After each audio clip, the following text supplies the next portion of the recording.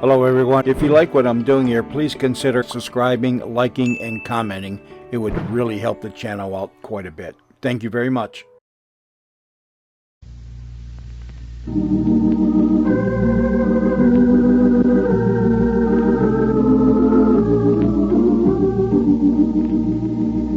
Big Sister, the story of Ruth Wayne and her problems as a woman, as well as a nurse, a wife, and a mother. Today's episode in just a moment, after this message from our sponsor.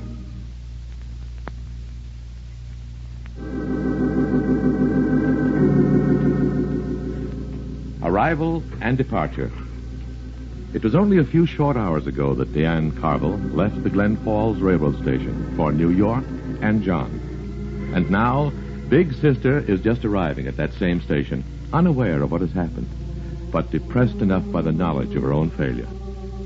The station seems even more drab and empty than it did that afternoon. And as Ruth walks toward the exit, she has the feeling that its drabness and emptiness may be a symbol of what her life is going to be like from now on. Then... I'll take your bags, Ruth. What? Oh, Reed. I won't drop them, really.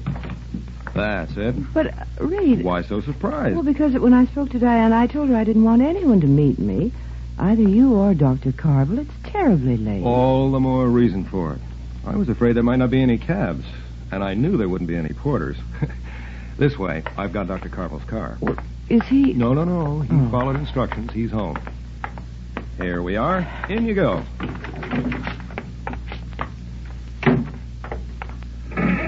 Have you had dinner? I wasn't sure whether there was a diner on the train, whether you wanted to go straight home or stop off someplace. If you don't mind, straight home, Reed. Of course.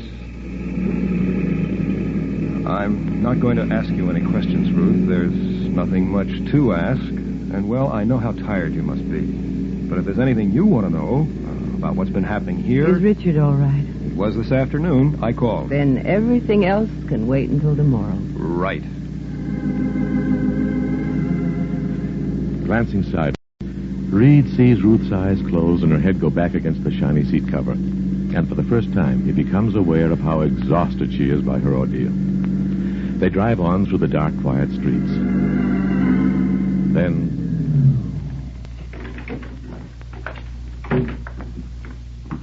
Ruth, you're home. What? Oh.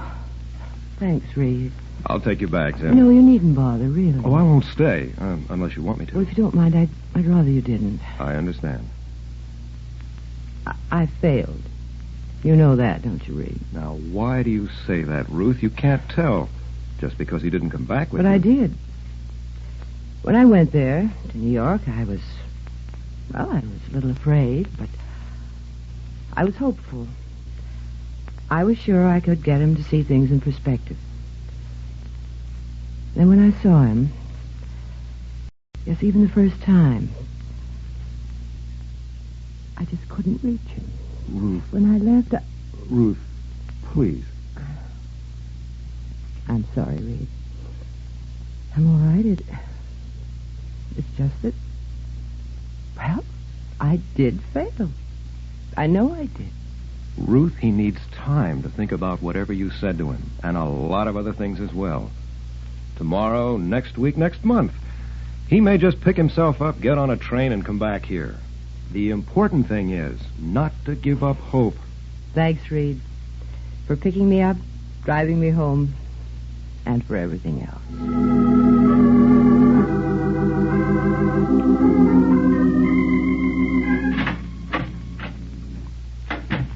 Reed? Why, yes, Dr. Carville. Where are you? In here, the living room. Oh, I thought you'd gone to bed. What would be the sense of that? I couldn't sleep. No, I suppose not. Well, did you meet her all right? Mm-hmm.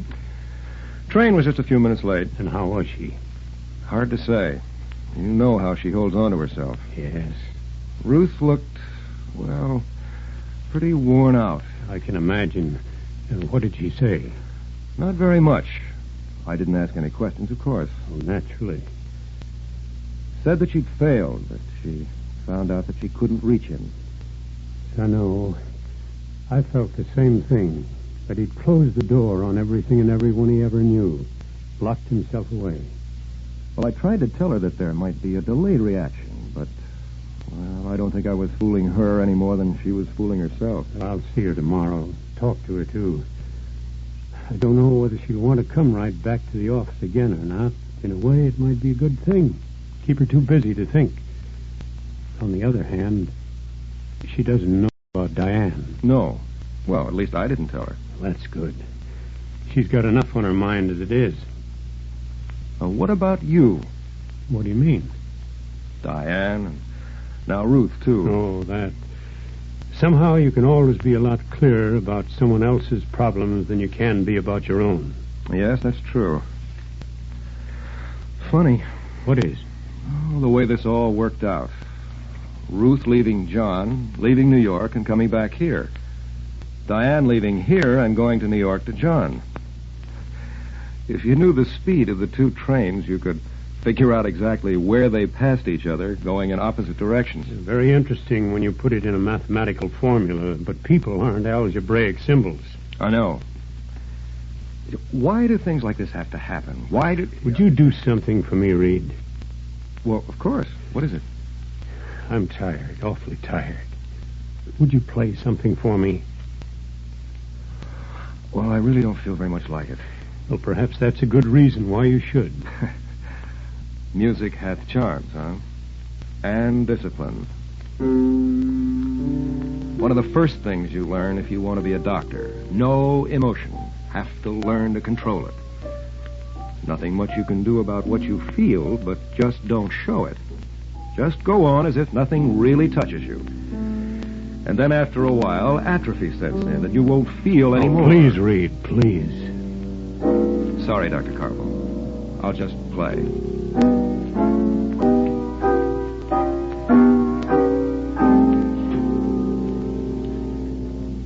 We return to the story of Big Sister after this message from our sponsor.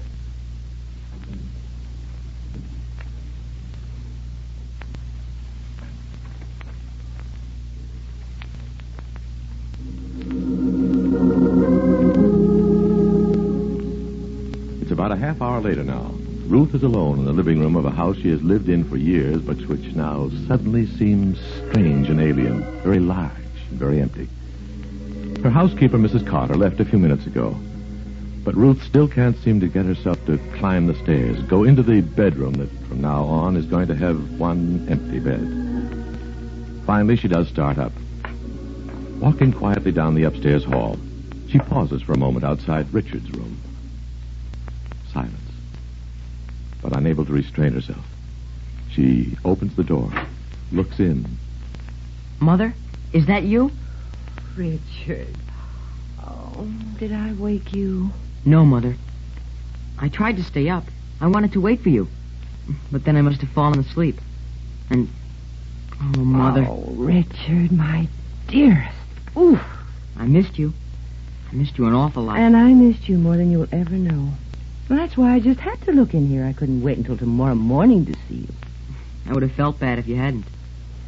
It's been an awful long time. At least... Well, it seemed awful long. Well, it couldn't have seemed any longer to you than it did to me, Rich. But, I'm home now. Yes. Mother? Yes, dear? Did Daddy come home with you? Is he here, too? No, Richard. He's still in New York. Oh, I see. I saw quite a lot of Reed, Dr. Bannister, while you were away. Did you, dear? Yeah. He took me to a ball game once and out fishing. I got a perch that size. Over a pound. Oh, I wish I'd seen it, Richard. Well, maybe we can go again sometime. Mother, is Daddy coming back? That's a pretty hard question to answer, Richard, with just a plain yes or no. You don't have to answer, Mother. I just thought... I'd like to try, Richard. It's just that... Well, it is a little complicated. You see, I love your father very much. And I know that he loves us, too. We spend a lot of time together in New York talking about ourselves and about you. He wasn't very happy, Richard. He missed us both a lot. And he's going to miss us even more. But still, he felt it would be best if he didn't come back to Glen Falls with me right now. Not until he's sure he understands a great many things. It's not going to be easy for any of us. Because we can't be sure that he is going to come back. But we can hope. And somehow when you do that, keep your courage. Keep on hoping. Things do work out one way or another. Richard? Oh, bless you. Sleep well.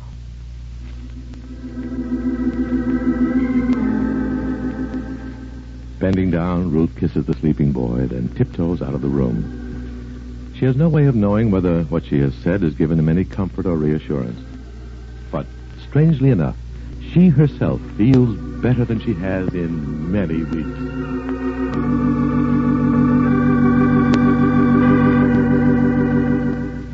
And now, this message from our sponsor.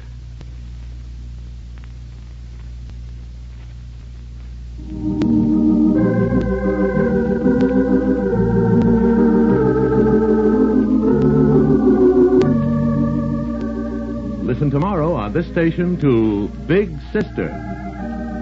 This has been a production of Nana Radio. Howard Petrie speaking.